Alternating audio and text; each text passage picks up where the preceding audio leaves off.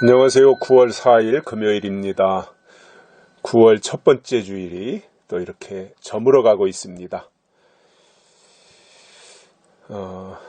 하루하루 시간이 빠르게 가는 가운데 허송세월이 아니라 우리의 그 성숙함, 노련함, 또 하나님을 닮아감, 이러한 것들이 우리 속에서 원숙한 모습으로 자리 잡았으면 좋겠습니다. 오늘 말씀은 고린도전서 11장 1절입니다.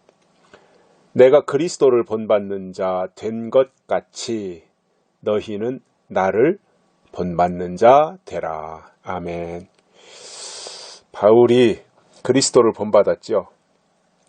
원래 바울은 유대인 중에 유대인이고 바리새인 중에 바리새인이고 가말리엘의 문안생이고 로마의 심의권을 가지고 있는 그 당시에 최고의 지위 또 혈통 이런 것을 가지고 있는 사람이었습니다.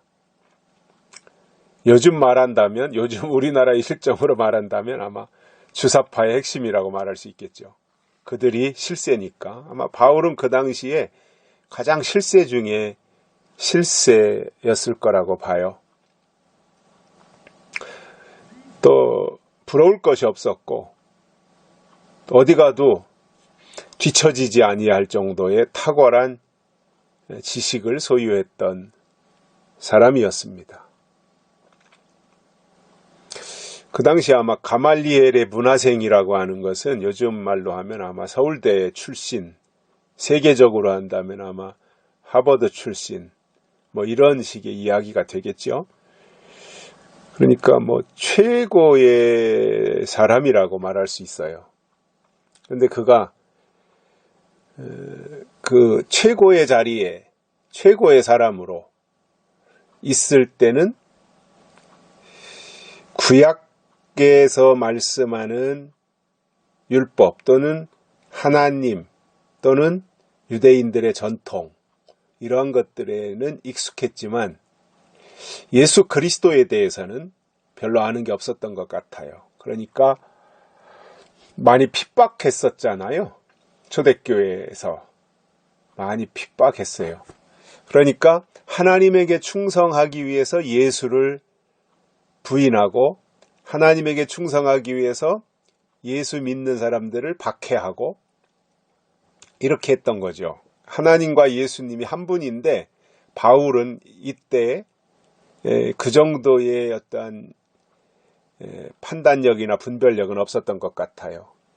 그러니까 하나님에게 충성하는 것 중에 하나가 나타난 요즘 말로 하면 이단과 같은 예수쟁이들을 다 도말시켜버리는 것이 하나님의 일이라고 바울은 생각하고 그 일에 앞장섰던 사람이지요. 사도행전에 보면.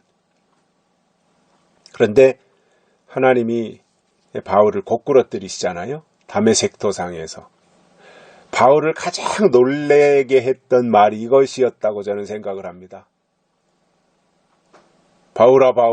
사울이죠. 그때는. 사울아 다메섹에서 예수쟁이들을 다 잡아 죽이기 위해서 대제사장들한테 뭔가 승인을 받으러 가는 과정이었잖아요. 다메섹.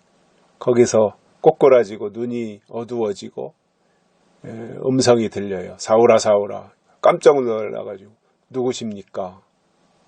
나는 네가 핍박하는 예수다. 이 말에 아마 바울이 가장 큰 충격을 받았을 것이라고 봐요. 자기는 하나님의 일에 충성하고 있었는데 그것이 예수를 핍박하는 것이었다라는 데 대해서 바울이 아마 굉장한 혼란이 왔었을 것 같아요. 신앙적 혼란, 어떤 가치관의 혼란 이런 것들이 왔었을 거예요. 왜냐? 내가 지금까지 믿어왔던 것들에 대한 대전환이 오는 순간이잖아요. 어떤 가치의 충돌 이런 것들이 발생한 거잖아요. 그러면서 이제 그가 다메섹에서 예수님 만난 이후에 그의 인생이 완전히 180도 바뀌어지는 그 과정, 그리고 바뀐 이후에 어떻게 그가 삶을 통해서 예수를 증거하고 살았는가, 이러한 것들이 바울의 생애를 통해서 우리에게 조명되고 있는 거거든요. 그런 가운데서 이제 11장으로 넘어와서 바울이 하는 말이 뭐예요? 내가 그리스도를 본받는 자 된 것 같이. 바울은 다메섹 사건 이후에 전폭적으로 그리스도를 본받아 살았던 사람입니다. 그리스도가, 예수님이 바울의 모델이었어요. 그대로 따라 살아가려고 했던 것이 바울이에요. 예수님처럼 살려고 했던 것이 바울이었다. 그렇게 보여져요. 그러니까 내가 그리스도를 본받은 것 같이. 바울은 온전히 예수 그리스도를 본받기 위해서 살았던 삶이었음을 여기서 고백하는 거예요. 그런데 그것으로 그치지 않고 그 다음 이런 말씀을 하시죠. 너희는 나를 본받는 자되라. 바울은 그리스도를 본받고 너희는 나를 본받으라. 그러면 이게 같이 다 연결이 되는 거잖아요. 바울은 그리스도를 본받고 너희는 바울을 본받고, 그러면 바울을 본받은 너희는 바울이 그리스도를 본받았으니 너희도 그리스도를 본받는 것이 된다, 그 말이잖아요.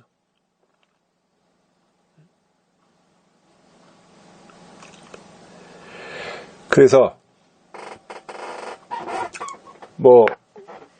다 이해를 하셨겠지만, 만약에 제가 온전히 예수를 본받은 사람이라면, 또 저를 통해서 신앙생활 하시는 분들이 저를 본받게 될 거 아니에요. 그러면 저는 온전히 예수 그리스도를 본받고 여러분들은 저를 본받는다면 결국 여러분들도 그리스도를 본받은 것이 된다, 그 말이거든요. 저는 이것이 신앙의 관계라고 봐요.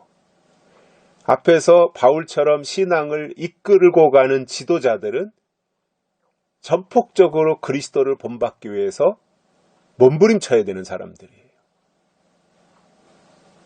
말도 그렇고 행동도 그렇고 모든 과정이 빈틈없이 쉽진 않지만 그렇게 해야 되는 사람들이고, 그러면서 내가 그리스도를 본받기 위해서 노력하는 그 모습이 또 사람들에게 비춰져야 될 거 아니에요. 보여져야 될 거 아니에요. 아, 신앙생활은 저렇게 하는 거구나. 그리스도를 본받는 것은 저렇게 하는 거구나.